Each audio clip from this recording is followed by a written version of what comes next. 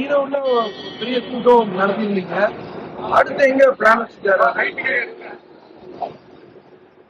18ஆம் தேதி நடைபெற்ற நிகழ்ச்சி தமிழகம் மட்டுமல்ல இந்தியாவை திரும்பி பார்க்கின்ற அளவுக்கு ஒரு இங்கே மாற்றம் உருவாக்கப்பட்டிருக்கிறது.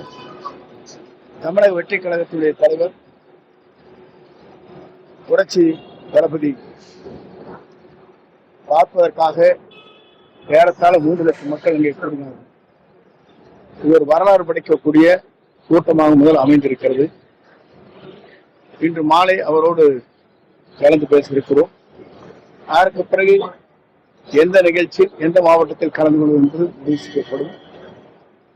அதற்கான நடவடிக்கை அவர் கலந்து பேசியதற்கு பிறகு அவர் அறிவுரை கேட்டதற்கு பிறகு நடவடிக்கை மேற்கொள்ளப்படும்.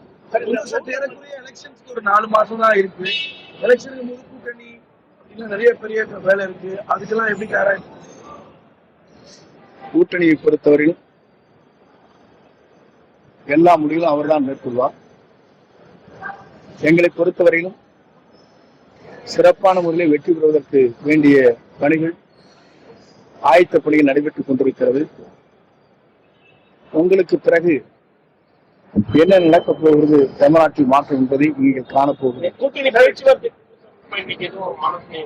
இன்றைய கூட்டம் எப்படி கழகத்தை வழிநடத்தி செல்வது என்னென்ன முறைகளை பணியாற்றுவது இருக்கும் என்று நினைக்கிறேன். அதற்கு பிறகு அவருடைய ஆலோசனை கேட்டு அதற்கு பிறகு தெளிவாக சொல்லுகிறேன். சொன்னாரு இன்னும் நிறைய பேர் வர இருக்காங்க வேற கட்சியில. அதெல்லாம் எப்போ எதிர்பார்க்கலாம்? விரைவில். ஆனா பாஜக ஒவ்வொருடைய கருத்துக்கும் பதில் சொல்ல இயலாது. எங்கள் கொள்கைகள் எங்களுடைய லட்சியங்கள் வேறு. தற்பொழுது வரை தாவேகா மௌனம் காத்து கொண்டிருக்கிறது. திருப்பரங்குன்றம் விவகாரத்துல தாவேகாவோட ஸ்டாண்ட் என்ன? புதிதாக முடிந்து போன பதவி